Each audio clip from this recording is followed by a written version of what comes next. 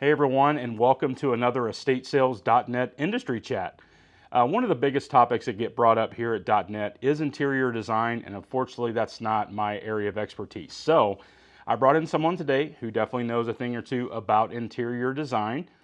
Joining me today is Lauren Thorp with Bon Boni Interior Design here in St. Louis. And Lauren, thanks for being here. Yeah, you're welcome. Thanks for having me. So I guess we should just kind of start at the beginning and just kind of let us know how you got into the interior design world and kind of how you got started. Yeah, so I'm actually quite new to doing interior design professionally. I've been doing it as, a novice, I guess you would say, for myself and friends and family for the better part of a decade. I've always been so passionate about designing spaces and making them feel warm and inviting and comfortable yet stylish. So I have had a shop called Bon Boni Mercantile Company in St. Louis for the better part of 5 years now. And I recently decided to close it so I could focus on interior design, as I've had so many clients in the shop ask me for design help, but I've never been able to, put as much effort into that since I was so busy running the shop. Right. So obviously with interior design, you have to make decisions, right? You know what fits in what space, what looks good here. So what are some of the things that drive your design decisions, and what have you found to be some of your biggest inspirations when designing a space? So ultimately, the client is what is going to drive the decisions for the design. It's very important to balance function with form. And I don't think one is ever going to outweigh the other. They're very important that they work together. You can have a very functional room, but it can be very ugly. You can also have a very beautiful room, but it's not a functional room where people can actually live. Right. And that's what our homes are, right? We need to live in them and enjoy them at the same time. Exactly. So, when you're taking on a new client or someone comes in needing some design help, I'm assuming it's sort of like a job interview. You ask them what they want, what they need. What are some of the questions that you typically ask a new client that comes in? So after I figure out how the client wants their space to function, I next probe and see how or what emotions they want the space to evoke. Do they want it to feel warm and inviting? Do they want it to feel very polished and formal? Do they want it light and airy, or do they want it kind of cozy and dark? And those are kind of the first steps. Next, I ask them about specific design elements that they absolutely must have in their space. If they have to have a sectional versus a love seat, who's using the space and designing the space for the people in the family. I also want to know what furniture they want to keep. I have a client right now that has a lot of heirloom furniture from his grandfather, her grandmother, things like that. And they want to keep those pieces, of course. And so creating a design around those pieces is what's going to delight the client. And I'm glad you brought that up. My next question definitely has to do with furniture. One of the biggest questions that we have is, when you're scaling furniture for a room, that can be the toughest part because you don't want pieces that are too big, too small in the same space, So what is your process for scaling furniture for a room? So this might seem very elementary, but taking accurate measurements. You want to know exactly the overall measurements of the room, but you want to know specific walls. If there's, a doorway in there, you want to know how far the door frame is to the edge of the wall, how far you have in your walkway. You want to be sure to create enough walkways for people. After you get the measurements, you want to create a floor plan. Make sure that, I think one mistake that I see people making a lot is putting all of the furniture on the perimeter of the room. And that does not make a great floor plan for a room. It's the easiest to do, of course. But by spreading the furniture out and kind of pulling it in a little bit, it can actually make a room feel bigger. Then you're going to want to determine a focal point. Do you want your fireplace to be the main point of the room? Do you want your TV to be the main point? Is there an amazing piece of architectural detail that you want the room to focus on? Pick that point and then design your floor plan around that point. After you have that focal point, when you're sourcing your products, when you're at an estate sale and you're looking at products, you want to make sure that the size of the furniture is appropriate for the room. If you have a huge room, you're going to obviously want a bigger, bulkier piece of furniture that can fill up that room. Likewise, if you have a small room, you might want to scale down a bit. But my advice is to always go bigger than you think you need, because I find a lot of people that they do the opposite. They go smaller. They don't want to overwhelm a room. Right. But bigger is usually better in interior design. Okay. Kind of on the flip side of bigger, you know, especially in a lot of big cities, you're going to run into really small apartments, lofts, things like that. You know, I'm assuming just because you have a small space doesn't mean you can't have a functional design. So, what are some tips for designing a small space? Yeah. So my first condo that I had when I lived in Washington, D.C. was about just under 600 square feet, but it was a 2-bedroom condo. So it was really tiny. So we designed vertically. We put storage all the way to the top. We used a lot of shelves going up the walls, built-ins, things like that. Use your vertical space in small areas. You also want to get creative with your storage space. You want to use, you know, a bed that has built-in storage, an ottoman that has built-in storage. Look for those multifunctional pieces that are going to help you kind of tuck things into nooks and crannies that'll really maximize your storage space. You also want to create zones in your room. If you have a really small room that needs to function in multiple ways, you want to use lighting and rugs and the floor plan to break up the room into each defined zone. For instance, in my living room, it's pretty small, but I also use it as an office. So I have a workspace kind of in the corner of the room, and it's clear, you know, by the lighting that I have, the rug that I have, the chair, and then the placement that is my workspace. And that kind of helps break it up, and the floor plan is a little bit more efficient that way. Also, mirrors are great for making a small space seem bigger, and those are amazing to find at estate sales. I find mirrors all the time at estate sales, and I even do groupings of mirrors together, like a gallery wall of mirrors.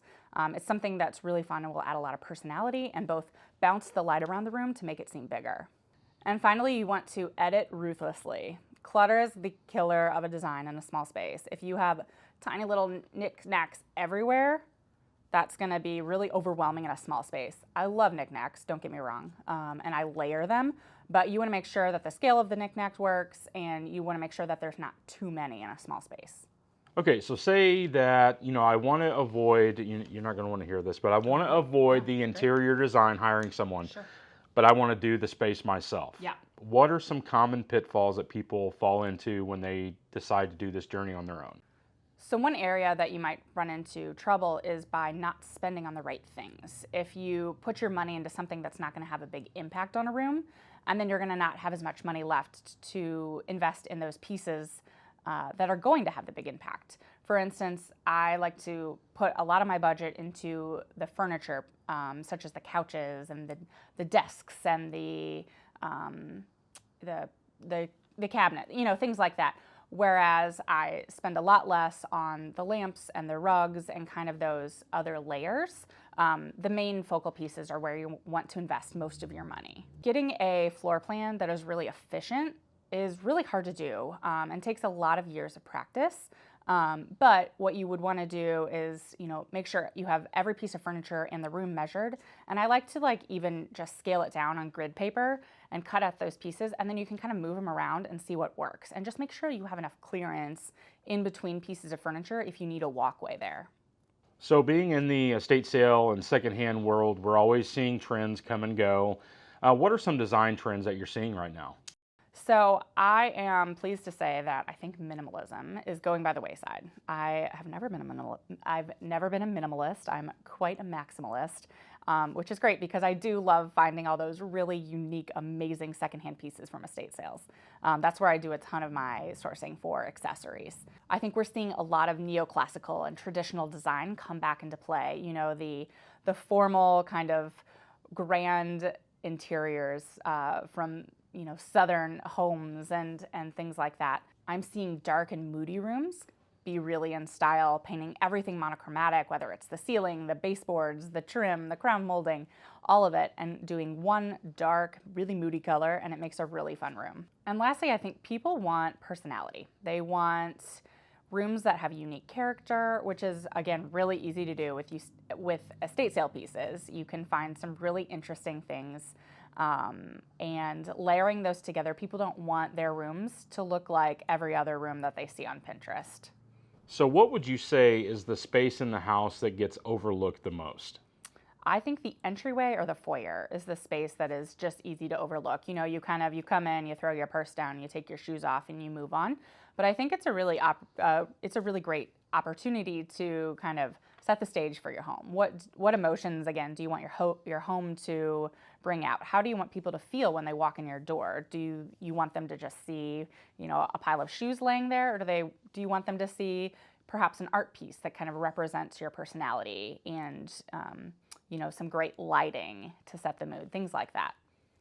So we do these videos for education and kind of showing, the folks out there, they can do this stuff on their own, but if not, there are professionals out there that can help them. So what advice would you give to someone who is wanting to start interior design on their own? Start with your own space. Work on the color, work on the layout and the floor plan and the scale of your pieces. Make sure that you have a space that you love, that you're proud of, and then you can move on to other people's houses. Your house and your friends or family's houses are a great way to practice your skills. So work on building a portfolio for your skills. Now, this is kind of hard to do if you haven't ever had a client before, but one thing that you can do is create mood boards and design boards online. There's a lot of different software that allow you to do this and pull it together. You can create kind of mock-ups of different rooms. It doesn't have to be a real room. You can kind of just use your imagination and create a space that you would love to design. And it really allows you to get practice, and also it allows you to get your portfolio started. You also can seek out mentors and friends in the industry. You can do that through networking events, reaching out to people on Instagram. Finding mentors is really valuable in any industry, but especially in interior design. It might take you a few tries to find somebody who's willing to put the time in to mentor you, but once you find that person and you click with that person, it's a really helpful relationship that will serve you and hopefully eventually, your mentor down the line. So what would you say has been your favorite project that you've worked on so far? My favorite project so far is actually one that I'm currently working on. It is a beautiful house from the 1940s. It is massive and just absolutely gorgeous. It has so many great architectural details that are really fun. And it is also a huge house, which is really fun to work on. So, there's a hearth room and a family room and a living room and a game room. And there's like all these rooms that I get to work on, which is really fun. And it's going to be a 3 to 4 year project. And luckily the clients are absolutely amazing and just so fun to work with. So it's been really a great treat. So being in the estate sale industry, we see a ton of different styles at sales. From an interior design standpoint, are you seeing more styles mixing? Do you kind of keep everything separate? How do you approach that? I think it absolutely depends on the designer, right? I personally love mixing styles. I like mixing Asian with Southern, with mid-century, with classic. I mean, the more I mix, the more of a unique space it creates. I mean, obviously you can't go crazy, right? You still need to balance it and kind of mix things gracefully and with, proper scale and color and balance. But mixing is a great way to make your home unique. And again, you're going to find so many different types of these products at estate sales that it's just really easy to do when you shop secondhand. So it's really fun. So obviously, where we're at, shopping secondhand is the name of the game. So how would you approach shopping secondhand when you're trying to create a design aesthetic? So one thing that I've noticed is I never find the perfect piece when I'm actually looking for it, right? Let's say I need a 80-inch sofa that fits in this very particular space with this very particular pattern. I'm not going to find that. So I hunt always. I'm always looking for vintage pieces, especially from estate sales. And I actually have just now gotten a storage unit where I can start collecting all of those really cool pieces. And I know I'm eventually going to use them for a project. So, you don't want to turn into a hoarder. But if you have uses for it, especially as I do as an interior designer, it's a great little trick to just always be collecting those really great pieces. All right, well, I think that just about wraps it up, and we've gotten a ton of great information. So Lauren, if you want to give everybody your social handles, your website and all that, kind of plug everything you've got going on. Sure. My social media is Bon Boni STL, BONBONI STL. You can reach me at email at Lauren, LAUREN, at bonbonistl.com, which is also my website. Yeah, I think that's it. And do you want to tell everybody kind of where we're sitting right now? We are in my antique booth at the Hill Antique Market in St. Louis, Missouri. It is one of the best antique malls that I've ever been to, and I love having my little booth here. It's awesome. So great, yeah. Well, thanks everybody for watching, and we can't wait to see you in the next one. Thanks. Thanks.